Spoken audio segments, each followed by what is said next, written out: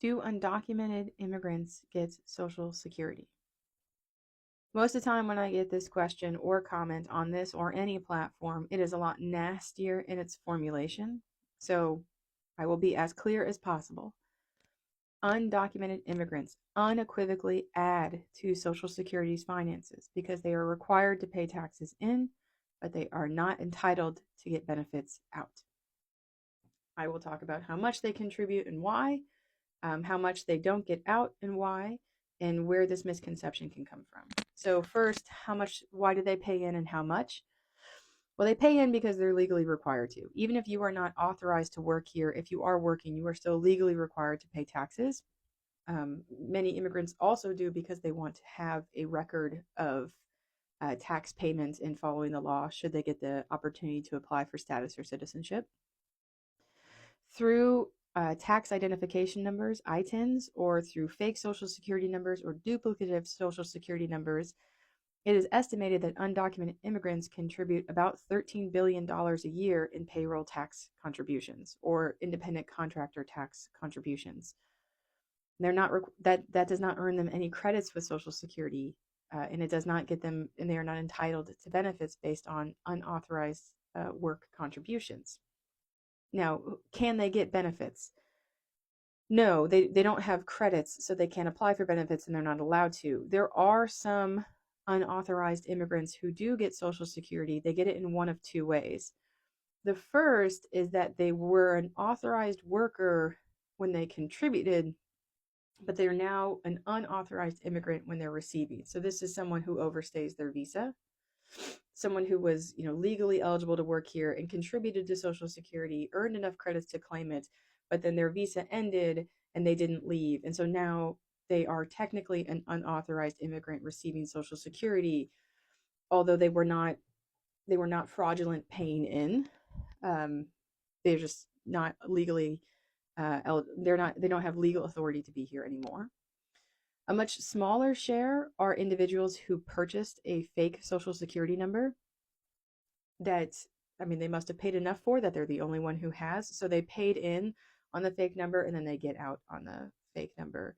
Or they pay in on the number they bought and then they get out on the number they bought. Most of the time, when someone buys a Social Security number, they bought one that maybe 500 other people or 1,000 other people have bought. So when the tax contributions come into Social Security, there'll be one, Social Security number that has 500 different people contributing on it.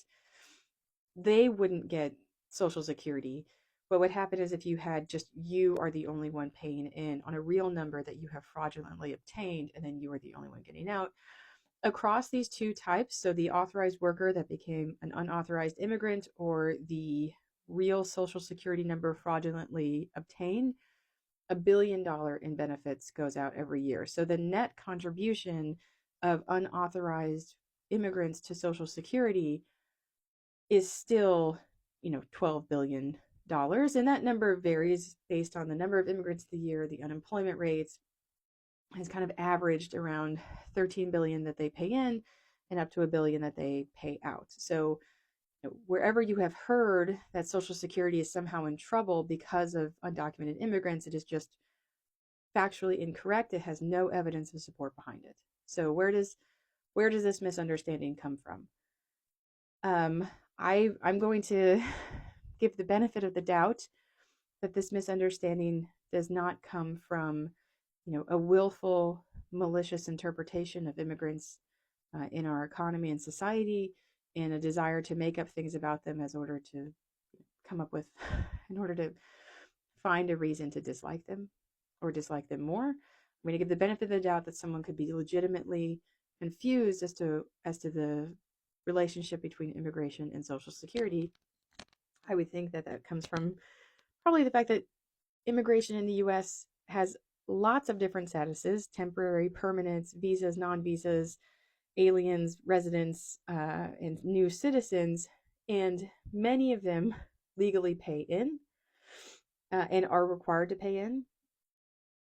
Also, many immigrants, the United States has bilateral agreements with about 50 countries that we call totalization agreements that basically give Social Security to Social Security reciprocity across countries for people who work for a limited amount of time. So my company sends me to Canada for 5 years, there's a relationship between Canada and the US specifically related to payroll taxes and credits and benefit calculations for our respective retirement programs that they have negotiated a settlement so I can, you know, either my taxes get sent back or there's some type of reciprocity for the benefits, with the goal being that workers are neither double taxed or undercounted for their contributions.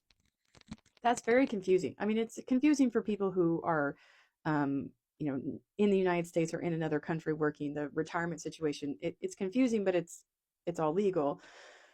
Um, I think the second reason why we have this kind of myth about undocumented immigrants and Social Security is that we are grossly overdue for immigration reform. And there are 15 separate social welfare programs in the United States on the federal, state, and local level. And almost all of them have different rules about which type of immigrants can get benefits and when, and based on what type of entry or what type of status they have in the United States.